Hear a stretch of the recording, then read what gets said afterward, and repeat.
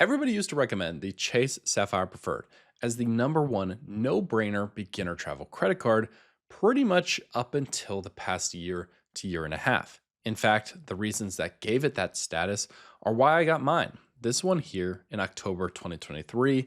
And for the past few years, I've been mostly happy with what it's done for me. It's certainly been a better move than it has been a negative. However, in the past year to year and a half, this card has gotten nerfed, and some are saying that it's completely fallen off.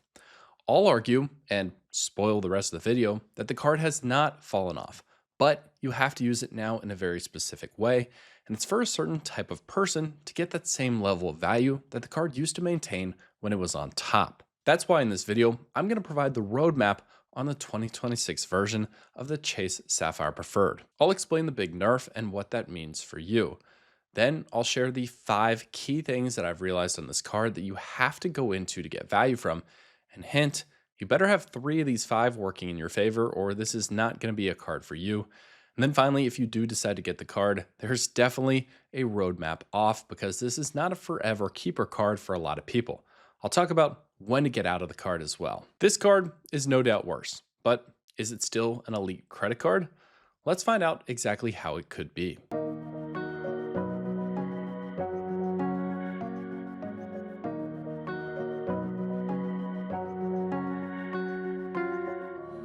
So let's get this right out of the way. Up front, the Chase Sapphire Preferred can pretty much get anybody out there a baseline minimum of $750 in guaranteed travel value. Secondly, the card has the potential to multiply that travel value way more than $750 if you know how to use the card and the uses actually fit what you want to go out and do. Finally, the card can still unlock some incredible travel experiences and great memories. However, while those 3 things are true, it's not as easy to just stumble into that value as you used to be able to.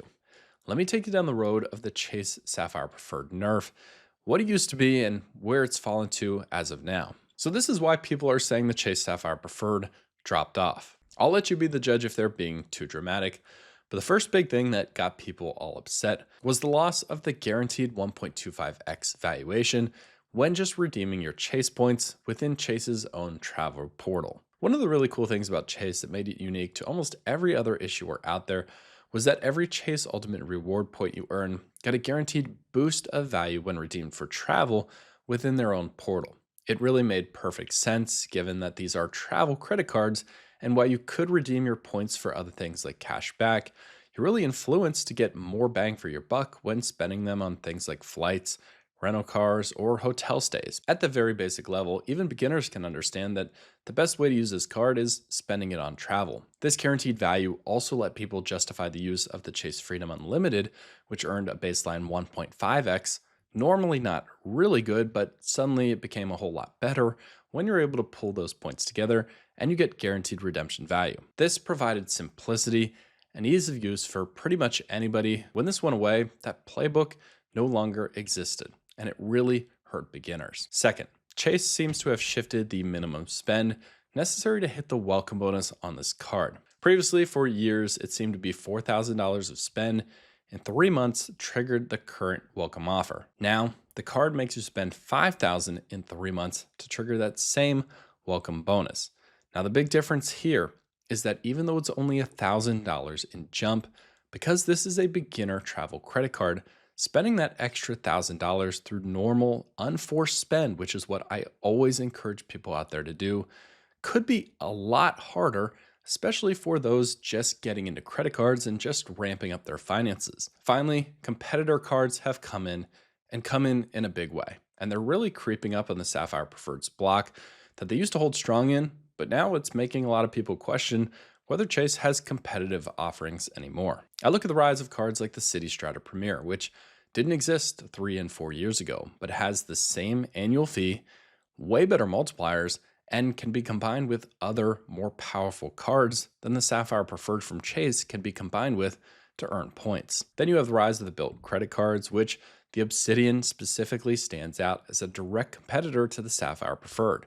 The Obsidian card brings to the table a guaranteed 3x multiplier on in-person grocery, which the Sapphire Preferred only offers online grocery to get that multiplier, and the Built ecosystem offers a guaranteed 1.25x multiplier within their own travel portal, which I just discussed went away with Chase. Cashback cards also seem to be consistently getting stronger, making people question what the real value of spending $95 on the Sapphire Preferred is, as that card seems to be trending in the wrong direction. These three things together have made a lot of people who are holding the Sapphire Preferred reconsider whether they want to keep holding it, and have certainly affected new applications and how many people are interested in getting the Sapphire Preferred in the first place. That brings me to the main point of the video.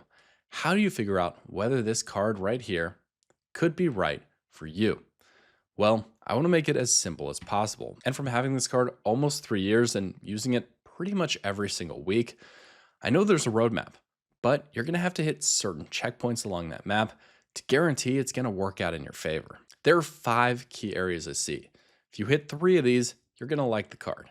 4, you're really going to like the card. And if all 5 are things that you see add value into your life, well, this could be a keeper card for the next 5 to 10 years. Let's discuss the 5 areas to look for to see if you can actually get value out of the Sapphire Preferred. First, you have to look at earning points.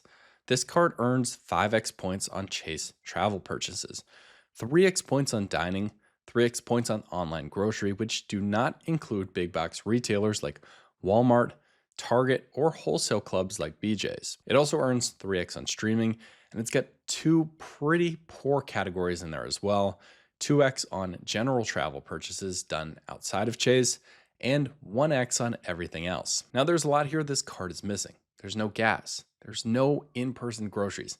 These are 2 huge dings against the card, which makes you wonder, who could actually use this card very well? Well, I'm going to say to take advantage of the first value opportunity, you have to have a need for a dining card that earns 3x points, or you have to find a way to be able to use this card for online grocery purchases. If you can unlock either of those 2 areas, earning points is going to be beneficial in the Sapphire Preferred. If not, it's going to be a struggle, and you'll probably just turn to other credit cards for better opportunity, and this isn't really a selling point in your book. Let's look at the second value opportunity. This is the sign-up bonus. Probably the easiest one on this list for most people to hit, but as I discussed, it's a real consideration, especially if you're getting into credit cards at the beginning of your financial journey. Earning the welcome bonus is still such a big appeal with the Sapphire Preferred. The current offer is 75,000 Chase Ultimate Rewards points, worth $750 at a minimum in travel rewards. We'll discuss how to use transfer partners to get even more value from that, but still guaranteeing yourself $750 on a $95 annual fee card. That's really, really good in the credit card game today. However, you've got to be able to spend at least $5,000 to get that. Even if you did all of that spending in the everything else 1x category, you're effectively unlocking for $5,000 to spend in 3 months, 80,000 Chase points. It's worth $800, and that's still a great deal and a valuable point to get this card. Let's look at value opportunity number 3. In my opinion, 3 through 5 are really where it's going to make the difference between whether this is the card for you or this is a card to stay away from. Value opportunity number 3 is using your Chase points and sending them on off to the World of Hyatt Loyalty Rewards program to redeem at Hyatt branded properties. This is of course the partner that Chase is known for, and Hyatt with Chase goes further than anything else that I've seen when transferring out your Chase points. The value hack here is that it's relatively easy to earn points on Chase cards, at least compared to within Hyatt's own program. If you can earn a ton of points with Chase, send them over to Hyatt and those points become really valuable because Hyatt values their own rewards currency. Well, you've got the best of both worlds. Now keep in mind, there's a few things to consider. Hyatt still ranks only number 7 in terms of number of properties here in the United States. Now, they do have a really nice pool of potential all-inclusives, mostly in the Caribbean and in Mexico, but if you're looking for pure volume of where to stay and flexibility, Hyatt may not be a rewards program for you. However, if you're willing to search a little bit, or you've always dreamed of that all-inclusive vacation paid for in credit card points, Hyatt and Chase are the way to go. Let's look at a real quick example, and we'll take a look at a redemption at the Bahia Principe Escape Aquamarine, which is an all-inclusive resort in Punta Cana. This is only a category B, which is the second step up in terms of how nice Hyatt looks at their all-inclusives. And just looking at the pictures, you'll probably think this is a really nice property. So it just goes to show they could get even better if you want to spend the points or the money to do so. That being said, even this category B all-inclusive would normally run you $781 a night for a basic room. For a lot of people staying multiple days, that's going to be their vacation for the year or require a significant budgeting plan to be able to make this happen for their family. However, you can transfer 23,000 Chase points over to Hyatt for 23,000 Hyatt points and redeem this room that would have cost $781 a night for 23,000 World of Hyatt points. That gives you a cent per point valuation of 3.4, which is incredible. But what's even better is you could pay for 3 of these nights, all in points, just with the sign-up bonus on your Sapphire Preferred. Value opportunity number 4 is looking at the list of other Chase partners. Maybe not as good as the relationship with Hyatt, but seeing if you can use those for excess value. Chase has a decent list of transfer partners. They currently run 14 different loyalty exchange relationships. With transfer partners, it's not necessarily about the number of transfer partnerships. It's about how valuable those can be and what's actually useful for you. So when you're considering the Sapphire Preferred, look at the list on your screen now between hotels and airlines and see if the ones that I find real value in could be ones you'd want to spend on. When I look at this list, I see United Airlines having some pretty good value. Virgin Atlantic is great for cheap one-way flights over to Manchester or London from some of our biggest cities here in the United States. That could be an awesome way to get across the pond and start a European vacation, and that's a strategy I've seen many different people use when working with Chase points. You also have Southwest here, which can be used to get just a little over 1 cent a point, so that could be an okay redemption. And then bonus offers pop up from time to time, which could be worth it on any one of these 14 different programs. If any of those brands that I specifically called out seem like they have value to you, well, value opportunity number 4 could be a box to check to say, hey, the Sapphire Preferred could be worth it for me. Finally, let's look at value opportunity number 5. And this would be taking advantage of Chase's new points boost feature within their travel portal. We talked quite a bit about how 1.25x went away, and that made everybody really upset. Well, in the same stroke of the pen when they crossed that out, Chase introduced a new points boost feature, which randomly gives certain redemptions an increased boost well above 1.25x. Generally, with the Sapphire Preferred, you could see point boost valuations on specific redemptions. This could be airline flights, it could be hotel stays, getting you up to 1.75x in the portal for the value of your Chase points. Now we have to cut through the noise here because not every redemption is points boosted. In fact, NerdWallet did a great study on what's actually going to get you excess value. Remember, everything else has a baseline 1 cent per point value, but for those excess value redemptions, they found that fewer than 10% of all flights qualify for point boost. Only 3% of point boost tickets are found in economy.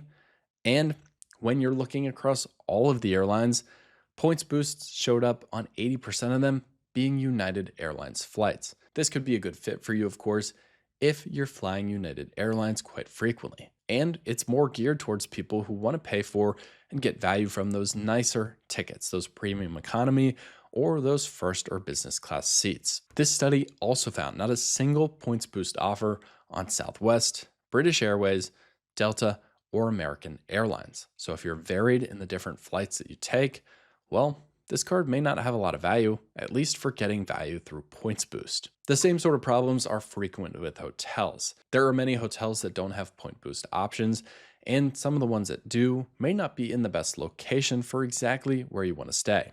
A lot of times you have to get lucky, and the stars have to align for your redemption to work. My favorite example of using points boost to actually benefit myself and create an experience I wouldn't have had before is a frequent route I fly from Kansas City back to Harrisburg, Pennsylvania, the city and state in which I grew up. Actually runs a lot of United Airlines routes. Funny enough, I can essentially book a first class ticket on this flight for the same cost of what a basic economy ticket would be offered. The only difference is about 1,000 more Chase points, but it's well worth it when you consider the early boarding, free food and unlimited drinks, and the priority baggage handling that also is free for any bags I check. So if you fly frequently, want some of these nicer experiences, and you fly a lot of United Airlines flights, you might just be able to take advantage of Chase's new points boost. Now in your head, you should know how many of those value opportunities you personally checked. between earning points, sign up bonus, transferring to Hyatt, transferring to other partners, and taking advantage of points boost. Which of those five and how many appeal to your personal situation? Again, three is the bare minimum. If you get five, the Sapphire Preferred could be the card for you. However, for everybody, I want to talk about when and how to get out. Here's the dangers of staying too long. There's no doubt now that this card is not as much of a long-term keeper card as it used to be. It can have a ton of value, create great experiences, but for almost everybody, there's a finite amount of time you want to hold this card before it starts to cost you more than it's really making you. That's because still, Chase in general has weaker earnings than other competitors out there. When you use Chase products over the long run, you'll be earning less in points, and now you don't have a boosted multiplier to make up some of that value. So I want to encourage you to always consider an exit strategy, even if you go in and get this card. For a lot of people, it will be between years 2 and 3, but for some, you'll get a good 5 years use out of this card before you look to go a different direction. The basic roadmap to follow would be to get the Sapphire Preferred at either the Chase Freedom Unlimited or the Chase Freedom Flex to boost your other earnings in this ecosystem. Then, after 1 to 2 years, start to slowly accumulate other better credit cards around it while only spending in the highest multipliers like dining or online grocery if you can tap into that on the Sapphire Preferred. Then, when the time is right, a lot of people will transition off of this card. And you can do that with a simple product change and downgrading to either the $0 Freedom Series cards from Chase, simply calling it in and basically retiring your Sapphire Preferred, taking a lot of value out of it in the beginning, keeping it alive as it went, and then sunsetting the card in your wallet when the time is right. This is essentially the arc that I went on, and I see so many other people follow, and you could play this life cycle for a really good experience and a ton of value from Chase. So while this card is not as strong as it was before, there's still a ton of reasons to get it. However, I want to know from the community, where do you guys stand on the Sapphire Preferred in 2026? Is it a card you'd potentially get, or is competitive credit card something that just has passed Chase by? Thanks so much for watching, and I can't wait to see you in the next video.